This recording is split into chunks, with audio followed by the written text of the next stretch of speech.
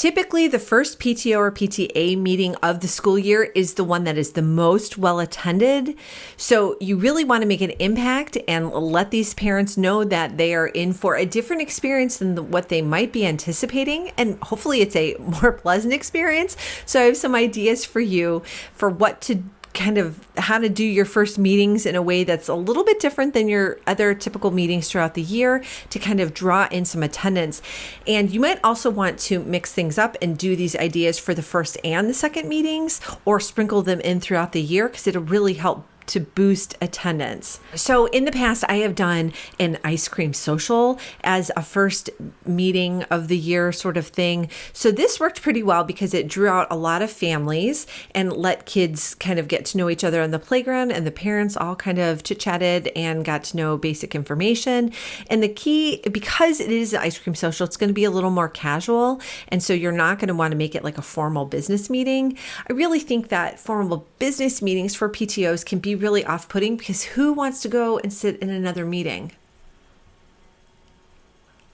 Literally no one, because it sounds like no fun. Like, I personally enjoy them because I get the benefit of seeing my friends and seeing the principal, who I really adore, and just get to see people because I am an extrovert and I love seeing people. But most people aren't like me, and I get that. So you're going to want to make it kind of like a different experience. So if you can get the information that you need to relay and get it out to people without it being in a formal business meeting, go for it. That is exactly what you should be doing. So don't feel like you need to be all getting your butts in a chair in a over air conditioned school library or cafeteria where it's echoey and hard to hear.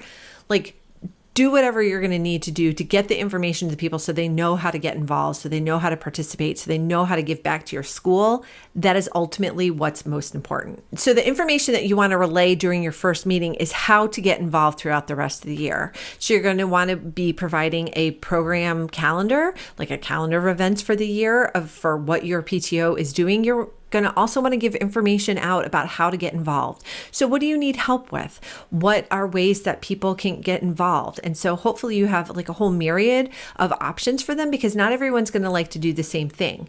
You're going to need to be drawing upon people's varying strengths and interest levels.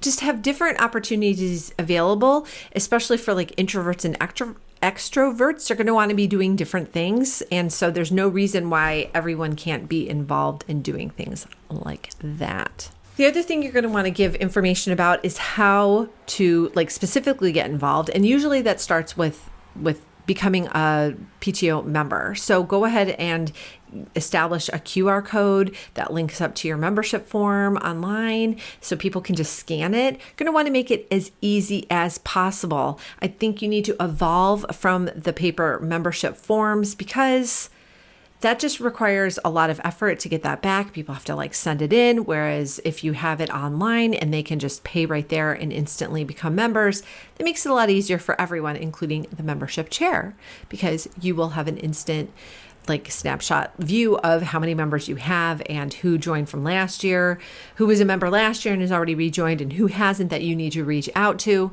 Just make it a lot easier. So those are the two primary pieces of information that you really need to get out to parents. And then, of course, most parents come with a ton of questions, because the PTO acts as like the central, central place where people they know they can get answers to their questions, because typically principals are at the meetings.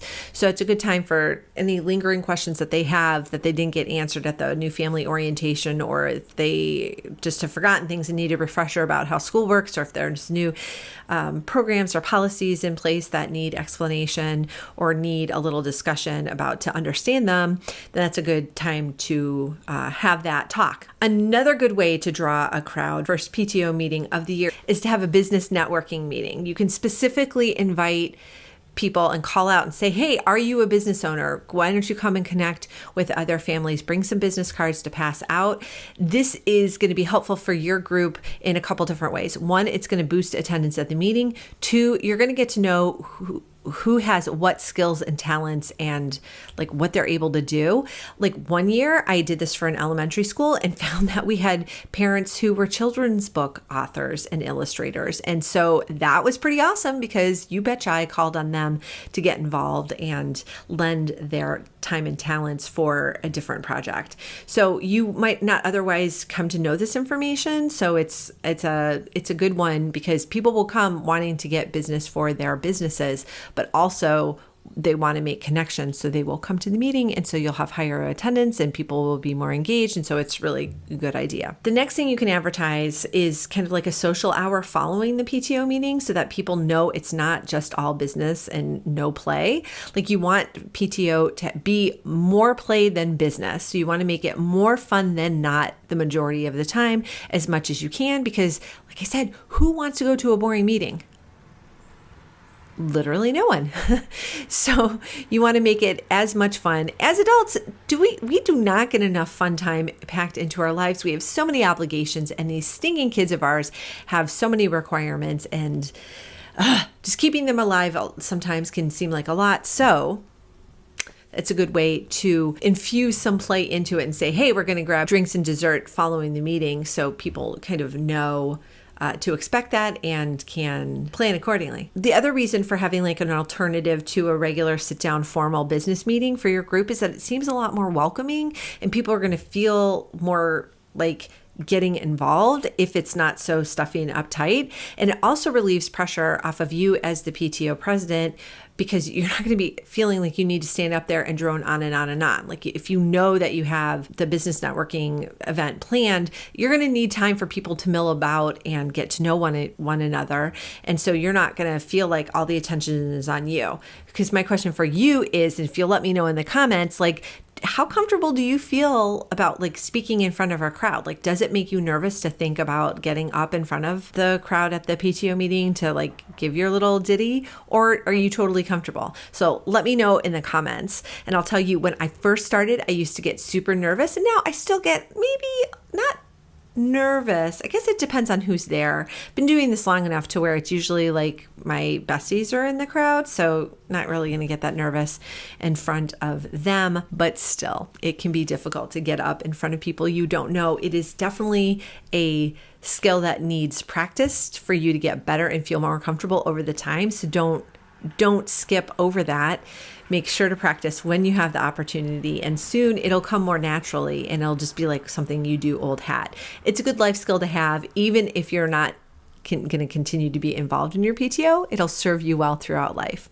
So I hope this has been an interesting video for you and giving you some ideas about alternatives to the formal business meetings so that you can make things a little more fun to grab parents' attention and get them involved and engaged. So I hope you will join me for the next video. Want even more guidance on how to be a stronger leader so you can run a better PTO or PTA? All these resources and more are waiting for you at ptoanswers.com.